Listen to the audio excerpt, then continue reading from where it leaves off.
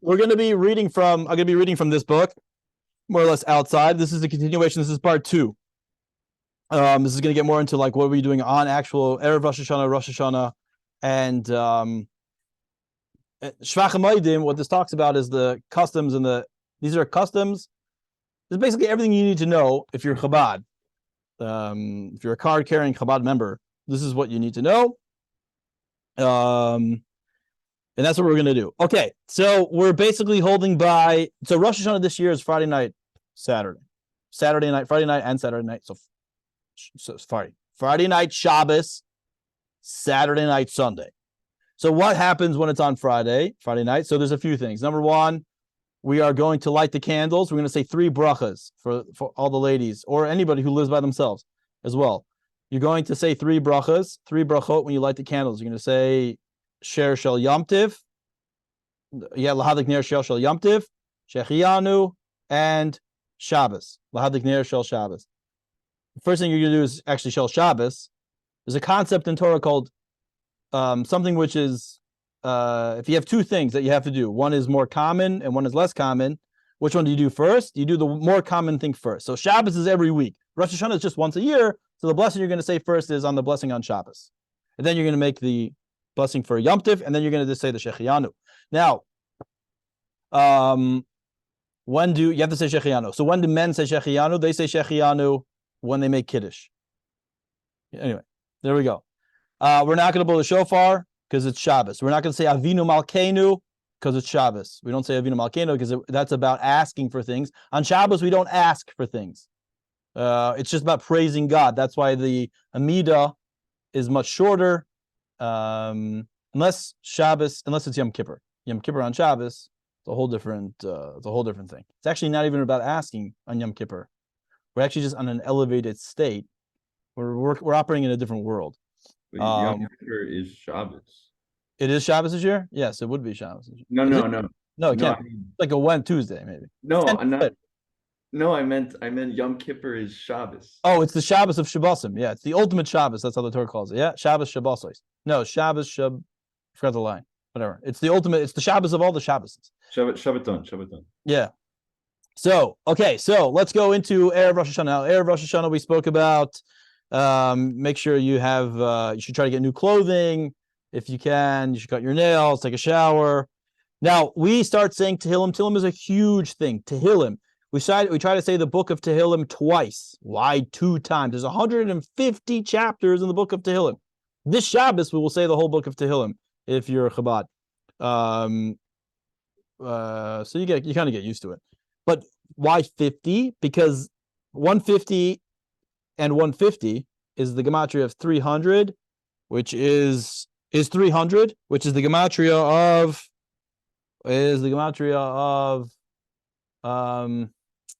no. I get to it in a second. Okay, well we say it 50 times. I'm going to get to it in a moment. I just forgot. It went in my head and then it flew back out. Okay, we're going to say a bunch of Tehillim. You say a bunch of Tehillim before Shabbos begins. So you're sitting in shul, you should say Tehillim. We say this is this davening of Mincha. So you get to shul. You guys ever notice? Usually at least at most shuls, especially Chabad houses, they'll say minyan starts at 7:30. I guess it depends on how much of a community you have, but for the most part, they'll begin mincha. Unless it's a very, very Chabad house community, then they won't do mincha because they're trying to make as they should. They want to make the minyan as fast as possible so people will enjoy it and want to come back. But you'll start with mincha. That mincha that you pray the day before Rosh Hashanah, Erev Rosh Hashanah, should be a longer mincha. You should really have the most kavanah that you've ever, intention and concentration that you've ever had in your entire life, because it is the last prayer of the year. And like we said, I believe yesterday, and I say it all the time, the Gemara says, a kol hoilich acher rechitim. Everything goes on how you end. You end on a high note, that's how it'll kick up. That makes the whole year a high note. So we're very careful to pray a little bit longer and with a little bit more concentration. One second. Yeah, so that's something that we do. Now we say we're going to say Pasach Eliyahu. Okay, you'll usually do the Erev Shabbos things. There's certain Erev Shabbos things. So if you read the Siddur, page. We're going to start. We're not going to start on page 154, which is L'chun Ranana. We're going to start from Shir Hamalais. No, we're not going to start from Shir Hamalais. We're going to start on page like 157. A little bit in. Yeah, so every free moment that you have, you should say Tehillim, because it's about crowning God King. Then it says over here about not smoking on Rosh Hashanah. So this year it falls on Shabbos, so don't smoke on Shabbos, which reminds me of a lot of great jokes. Should I tell you one? I'm sure I said it before. Panovich. This is being recorded. Yeah, it's fine. Everyone can hear it. It's fine. In Panovich was like the in the Litvish in the Lithuanian world, that was the ultimate yeshiva that you could go to. Now, the thing was, Jews that lived during that period of time couldn't get into universities. So if you were intellectually being very intellectual, very academic, what was the ultimate thing that you could do was to try to go to Panovich. Now, it didn't necessarily mean that you were a very religious or observant or even believed in God. But you were just trying to exercise your intellectual capabilities. You were trying to show off your ego, how smart you are. So Panovich, there's a lot of jokes with Panovich. That one of them goes like this. One day there were three students smoking on Shabbos in their dorm room, and in walks the Rosh Shiva. And the first one says, "Oh no, I forgot that it was Shabbos." And the second one goes, "Oh, I forgot that you can't smoke on Shabbos." And the third one said, "Oh, I forgot to lock the door." Whatever, it's a classic. Yeah, I have a lot more of those. It's a way to poke fun at Panovich. Anyway, so don't smoke. So even on Rosh Hashanah, you're allowed to smoke. Let's say Sunday, you're allowed to smoke because you can light. You're right. You can light something. You can cook. It's a Yom Tiv. It's not Shabbos. It's a Yom Tiv. So we have a custom in Chabad to not smoke on Rosh Hashanah. The Rebbe's father would smoke a cigarette on Pesach at the Seder table. Whatever. The Rebbe speaks about it. Interestingly enough, the Rebbe didn't smoke, but okay. Excuse me. Okay. Now we start switching some of the. Okay, then comes Rosh Hashanah Friday night. We're going to do a little bit of Shabbos. It's a shorter Shabbos davening, and we're going to add some words for the Amidah, the actual Amidah. So we have Kabbalat Shabbat, right? Kabbalat Shabbat is like page 154, whatever, in the blue siddur, and there's a few paragraphs up until a little bit after L'Chadodi. You have L'Chadodi. All that's called Kabbalat Shabbat, receiving the Shabbat. That's not Mariv. That's not Arvit. That's not the nighttime prayer. That is something that we just do to welcome Shabbat. So we're going to have a shortened version of that. And then we actually have the Amidah prayer. Then you have Shema, that you're going to say Shema and the brachos and everything there. Then you get to the Amidah prayer. And the Amidah prayer is going to be a whole different Amidah with Shabbos inserts. Now, make sure you have a machzor. Everything will be in the machzor, which is the machzor for Rosh Hashanah. There's a machzor, which is a siddur for Rosh Hashanah. There's a machzor for Yom Kippur. Make sure you have a machzor. You'll have one. Every shul has one. It's fine. Okay, so I'm not going to get into where we change the words. Just follow very carefully inside. Yeah. Okay, Kiddush. So comes Kiddush. It's Friday night. It's going to be Friday night. So we're going to sing Shalom Aleichem, but you're not going to sing it out loud because we have this concept that when the Shabbos and the Yom Tov fall together, we don't want the Shabbos to overpower the Yom Tov. Shabbos is so fun and cool, which I agree with. We don't want to overpower the Yom Tov by singing very loud songs about Shabbos, so we say it very quietly. Shalom Aleichem Malachei Yesharis. Eishes Chayo you say quietly, and Mizmor LeDavid you say quietly, and then you bring in the long Kiddush. It's a longer Kiddush.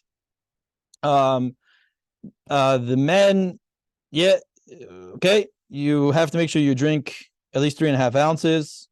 One thing I want to mention when it comes to Kiddush, many people do Kiddush there's a few different ways you might see. What happens? Someone makes Kiddush. Let's say you come to my house, I'll make Kiddush, and I'll say anybody who doesn't want to make their own Kiddush can be Yotzi with me. You can fulfill your obligation of Kiddush with me. Kiddush, Friday night, by the way, is a mitzvah from the Torah. You have to make Kiddush. What is Kiddush? What is actually Kiddush? You have to verbally, it says, anybody who's doing one chapter of Rambam a day, today's Rambam speaks about it, that you have to remember Shabbos and make it holy. And everyone agrees, what does it mean to remember Shabbos? You have to verbally declare that it is Shabbos. The Rambam also holds that you have to verbally declare when it's not Shabbos. He holds Havdalah is from the Torah, which has its ramifications. Most people don't hold that way. The Ramah brings down both opinions, but that's why a woman shouldn't really make Havdalah by herself. Whatever, it's a whole thing because it's rabbinic. Okay, we'll get to that at a different point. So you have to, now what's the mitzvah? To declare that it is Shabbos. All the mitzvah is, women have to hear Kiddush, because Kiddush is from the Torah. Women have an obligation to do and not do on Shabbos, even though it's time bound. You have to do certain things on Shabbos, and you have to not do certain things on Shabbos. The women are obligated completely in Shabbos, like men are obligated in Shabbos. So therefore, Kiddush they have to do. But what is Kiddush? Kiddush is not drinking wine. Kiddush is listening, is verbally declaring that it is Shabbos. By listening to every word on Shabbos of the Kiddush, you can fulfill your obligation. You do not have to drink the wine. Only the person that's saying Kiddush has to drink the wine. Everybody else can just say Amen and never drink the wine. It's the Rambam brings down. It's more. It shows like more chavivus. It shows more like you cherish it more by drinking it, but you don't have to. Now, let's say you do want to drink. This is just very important, and this is something that I like to mention at the beginning of my meals for anybody who's new to my house, is that some people drink the wine and then they pour out the wine for everybody else to have. That's one way of doing it. Another way of doing it is before they drink the wine is they pour it out for everyone to have, and then they drink the wine. But the Alter Rebbe brings down everyone should just have a little bit of wine in their cup beforehand. And if this way, when I'm done making Kiddush, I sit down and I drink it, you could just drink your cup over there. A lot of people don't do that, but the Alter Rebbe is very clear. Shulchan Aruch Harav is very clear. You can do it that way. So just an FYI if you want to do that. Okay, now we're going to make Kiddush. It's a longer Kiddush. And we'll get to the second night, which makes it a little bit more complicated because you have to make Havdalah at the same time. But the first night, you're going to make Kiddush.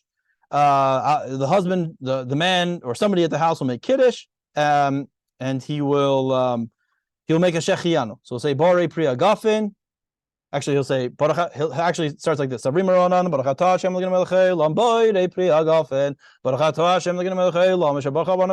he goes into this whole long other thing. And you Mekadesh es Yom Tiv, and then you make a Shechianu. Yeah. Then we go and we wash our hands for bread, and then we sit back down, make hamotzi, round challah. It should be made out of. It should try to be sweet, like sugary. My wife makes a sugary challah. You make it round because round shows on kingship, royalty, a crown. It also shows on a cycle. We're starting a new cycle. And then we dip the apple in the honey. We dip the apple in the honey, as opposed to the second night, we're going to do it opposite. But we dip the apple in the honey, and we say, Baruch atah Hashem Elokeinu melech haolam, borei pri ha'etz, and then we say, Yehi rotzen, may it be that we have a year of sweetness. It's all inside of your machzer. And then you begin the meal. Now, at the meal, you should be careful. There's certain foods that we don't eat. One of them is agoz. One of them is nuts. You shouldn't have nuts because it creates saliva. It says in the Torah, it says here in Shulchan Aruch, it creates saliva, and you want to be able to talk clearly. There are certain things we do have, like I said before, carrots, because carrots means it's merin. The word for carrots in Yiddish is merin, which means more. We want more. We have rimon. Yeah, you have a pomegranate, because when you open up a pomegranate, it has many seeds, and it shows on abundance. And we want an abundance of blessings, abundance of mitzvahs. It shows that we are abundant in our mitzvahs. So we have pomegranates. You should try to have a head of an animal, preferably a head of a ram, which the butcher of Detroit, actually usually gets a few in. And I'm not there to see it, but it gets snatched up pretty quickly. So a head of a ram, and then there's a head of a lamb. You should have a head of a year.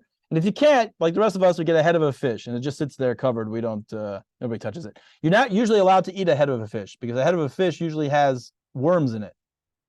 Just FYI. I did see one time a guy, a very, very wealthy man, eat the eye of a fish, and he said, this causes one to be wealthy. I did it once. A bunch of challah. I was going to ask about this. Yeah. Because it's a custom in my family to eat the eye of the fish. Oh, yeah. Yeah, so that's what He was very rich. So I don't know. I ate it. I didn't become rich. If anything, I became more poor, but Baruch Hashem. rich in other ways. Rich in many other ways. That's awesome.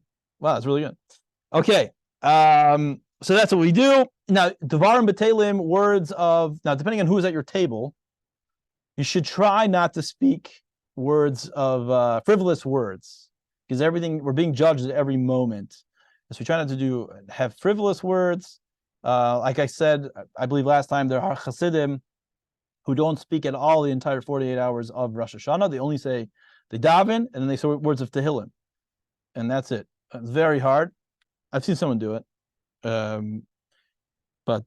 Okay, that's that. Let's see over here.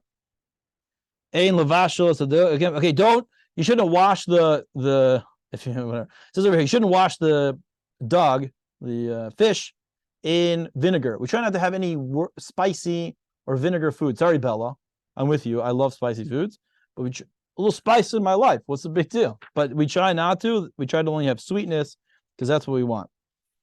Okay, then for the second night, if you want to know, you should have a new fruit on the table. You should have a new fruit, which shouldn't be so difficult to find. You can find a new fruit, like a star fruit. Any fruit that you really haven't eaten in 30 days is good, but really any fruit that you haven't had in a year is even better. And the idea is, we're not sure if the second night of Rosh Hashanah is its own entity or it's a continuation of the first day. And therefore, there's a doubt whether you should make a shehiyanu, right? We only say that when you come across something brand new. So we're not sure if it's something new. So women typically have a new garment that day. They try to wear like some sort of new garment. They can. Men, you can wear tzitzis. But for sure, we'll say the shehiyanu by the fruit. You have a fruit that you haven't had in more than 30 days, you could make a shehiyanu, preferably a sweet fruit. This is where I always say this. This is where people buy like star fruit and like weird looking fruit, and they're like, "Oh, we should eat this all year." And then I remember I always eat it. I'm like, "This is disgusting."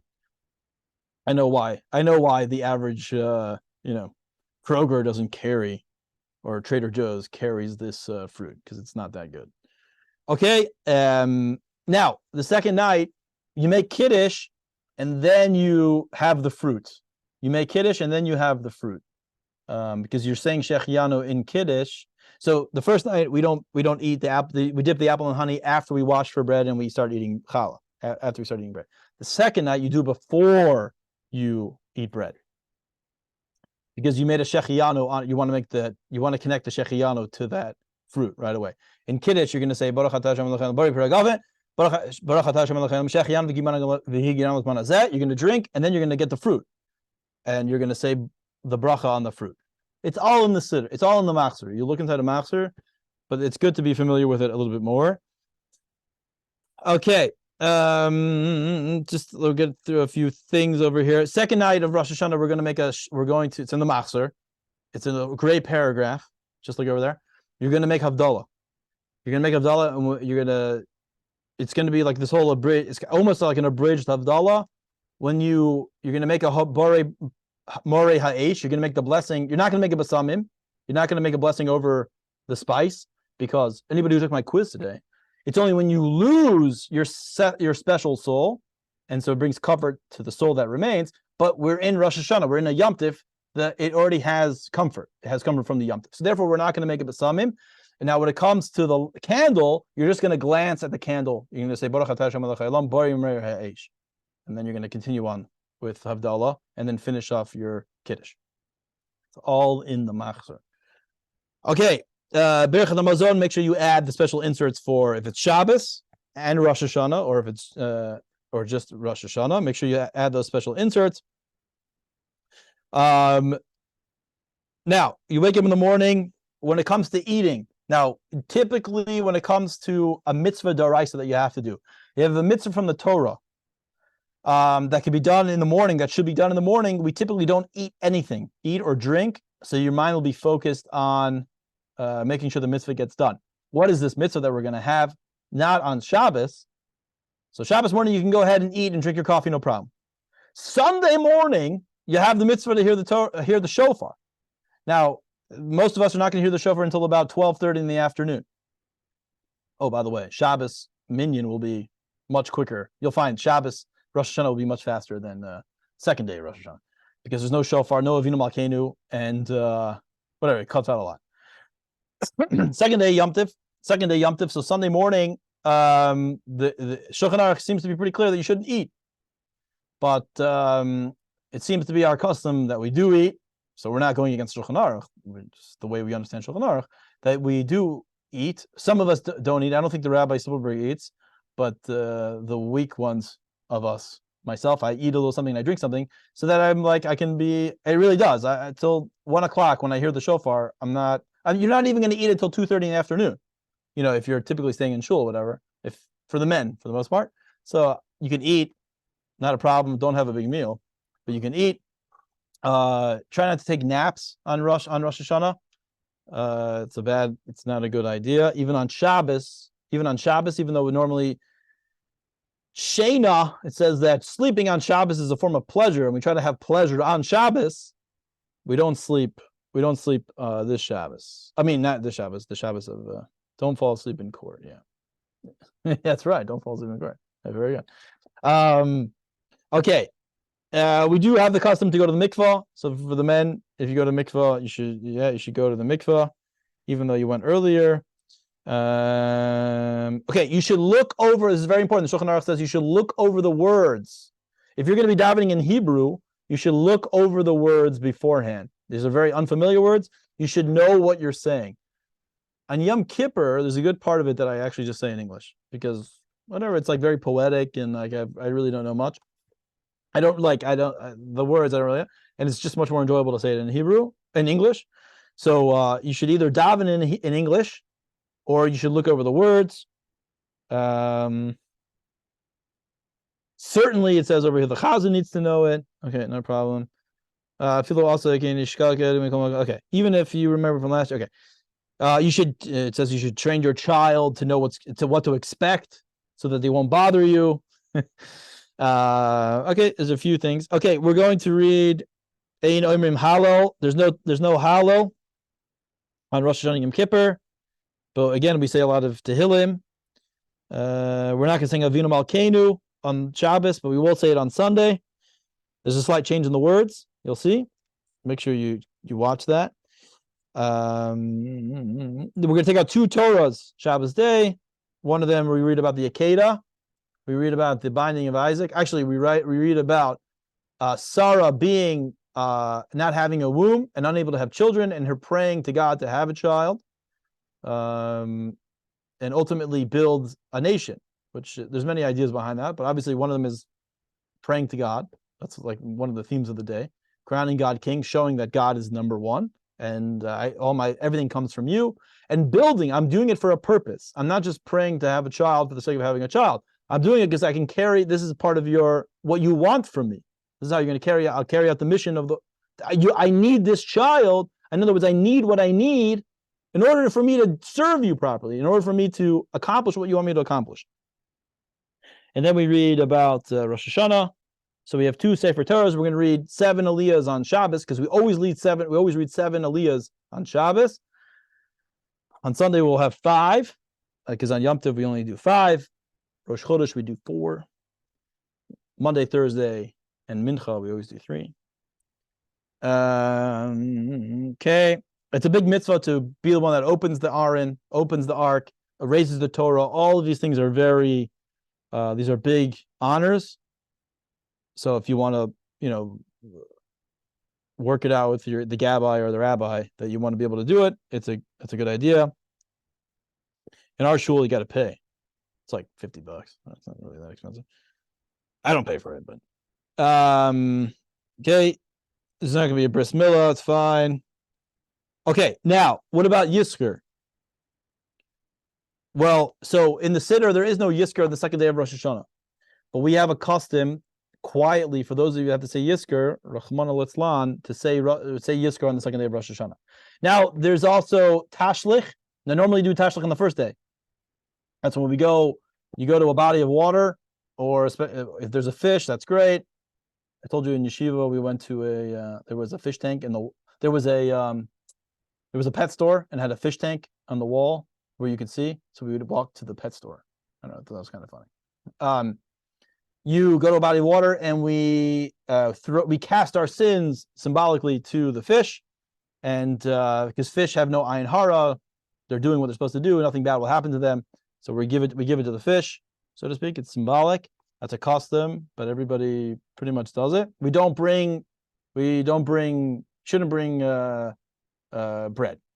We don't bring bread. It's got a bit of an issue, and one of the reasons why I don't bring bread is because it has to do with carrying, and you don't want to throw. It's kind of wasteful, and the fish don't really eat it. There's a bunch of different reasons, but we don't bring bread.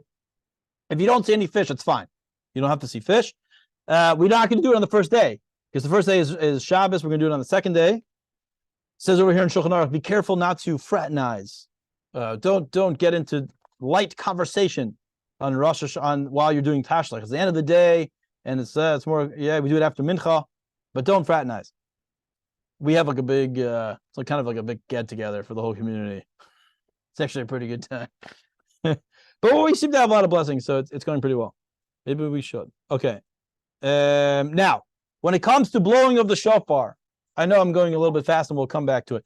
Blowing the shofar on the second day. One of the things you should keep in mind, one of the things you should do is you should look after the person who blows the shofar. You blow the shofar after Musaf. Musaf, you have Shachris and then Musaf. Musaf is the longest. Musaf of Rosh Hashanah is very long. I'm sorry. You have Shachris, reading of the Torah, and then the blowing of the shofar. When he blows the shofar, little insider information, you should stare at the one blowing the shofar, and especially when he's done blowing the shofar, because he's actually supposed to look at you. He's supposed to glance around and look at everybody when you blow the shofar. It's very Kabbalistic. I don't remember the reason why. I don't even know if I ever knew the reason why. But you should look at the one who's blowing the shofar. We blow 100 blasts. We're going to blow. Then in Musaf, you have to, during the entire Musaf, most of us, we do not talk between blowing of the shofar after Torah reading until after Musaf is done, because the Chazan is going to blow the shofar, not the Chazan, whoever's blowing the shofar is going to blow it doesn't have to be the Chazan. Whoever's blowing shofar during Musaf, he's blowing it for you. You have to listen. When you're praying, and let's say it comes time for the blowing of the shofar, you should stop and listen, no matter where you're holding. Somebody have a question? Okay, it's very important. Yeah, so it's an important thing to look at the Chazan, Kabbalistically. I'm not sure. I forgot why, but anyway. Okay, most of these have to do with, what time is it? Most of these have to do with, okay, we'll have to stop here. Okay, if he makes a mistake, anybody here blowing shofar? Okay, so that's fine. Musaf Tekiyas Ma'umad. Yeah, okay, you should stand. Yes, Rabbi. Yeah. Yeah, I'm blowing shofar. Oh, you are? Okay. So are you At familiar? home. What'd you say? I'm at home. I'm going to be home this year. Oh, you're gonna be home this year. Okay, so you're gonna be blowing shofar. Okay, so maybe I'll send you a voice note. Like Okay. have you been studying? It's not that Yeah. much. You can do it. You probably know. Okay. Yeah, I've done it a few years already. Okay, so you But- know what to do. It's fine. Yeah. I usually put like a sign note with the words and how many blasts and what blast pertains to it. Yeah. Of course, it always changes it around. So just to have it there, make sure I do it right. Yeah. Okay. Okay. So that's good. All right. Okay, great. There's a thing that we learned in the beginning of the Machzor. One who's blowing shofar should there's like some ideas that you should have in mind when you blow the shofar. Whatever, it's in the beginning of the Machzor. If you take a look at it, you should take a look at it. Okay, we'll stop here. And then we'll get into we'll get into Tzum Gedalia the day after Rosh Hashanah, and then we'll move on to Yom Kippur and Erev Yom Kippur. That's pretty much decent overview. Okay, everybody good? Thanks a lot for joining. See you later. Peace and love. Zakabu. Baruch.